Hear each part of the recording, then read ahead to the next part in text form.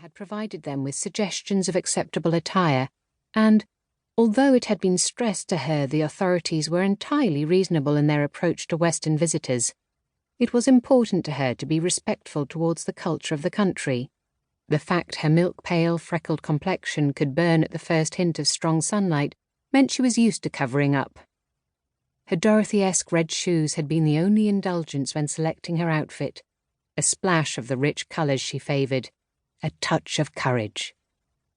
Feeling a bit useless, Eliza hovered out of the way whilst Martin and the driver wrestled their luggage out of the boot.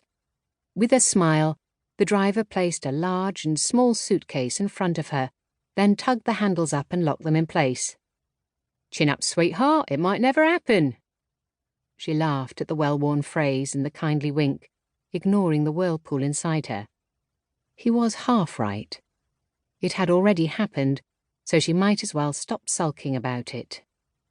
"Thank you for your help." "My pleasure. Have a good flight." With a cheery wave, he was gone. "All set?" Martin's question turned her head towards him, and she nodded. His laptop bag dangled precariously from one shoulder, his hands already filled with the handles of his 2 cases. Stepping forward, she lifted the bag up so she could lengthen the strap and hook it over his body crosswise. "It might be easier like this."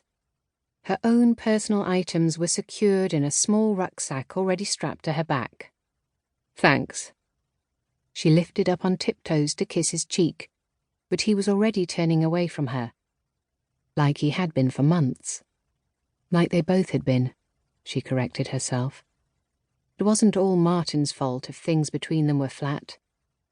They'd been drifting apart for ages. A slow slide of conflicting work schedules and a lack of shared interests. It hadn't seemed important when they were kids, flush with the excitement of young love, and too naive to understand how the little things they found easy to shrug off would slowly grow into rocks of resentment neither of them seemed willing to clamber over. Instead of addressing those problems, their answer had been to divert themselves from the rocky path of their marriage by veering off in an entirely new direction. A fresh start, a new life in a new country with new opportunities. Not ready to give up on nearly a decade of commitment, Eliza had let herself become swept away with it. "Come on, Eliza. Stop daydreaming." Eliza, short for Elizabeth. A name she'd chosen for herself on the same day 2 best friends had chosen their own nicknames. The quirk of fate that saw certain names become popular each year had seen the 3 of them all christened Elizabeth within a handful of months of each other. That might not have been a problem in a big city, but in the tiny seaside town of Lavender Bay, where there were only enough children to fill 1 class each year, it had been a problem. Fed up of the confusion, they'd sat on Eliza's bed one evening during their first year at secondary school and decided to become Beth, Eliza, and Libby, and so they'd remained for the next 15 years.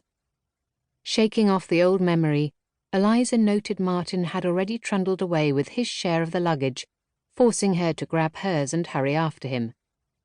The cases were mismatched in both size and weight and had seen better days.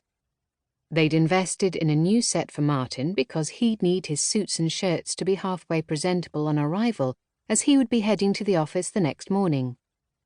Eliza only had to stay in the hotel the firm had allocated then for the first few days, the keys to their new apartment not being available until the end of the week, so it didn't matter much if her things were a bit crumpled. There would be plenty of time to sort and iron everything. It wasn't as though she'd have anything else to do once they'd moved into the new place. She finally caught up to him at the barriers just before check-in, and only because he'd stopped to rummage in the front pocket of his bag for their paperwork. Withdrawing the pre-printed boarding passes and their passports, he split them and handed hers over. "There you go. Just join the back of that queue and I'll wait for you here once you're finished." "Wait for me? What are you talking about? We can just check in together." A dull blush added spots of red to Martin's pallid skin. I'm going business class." All those times he'd brushed off her inquiries about their flight details, insisting he had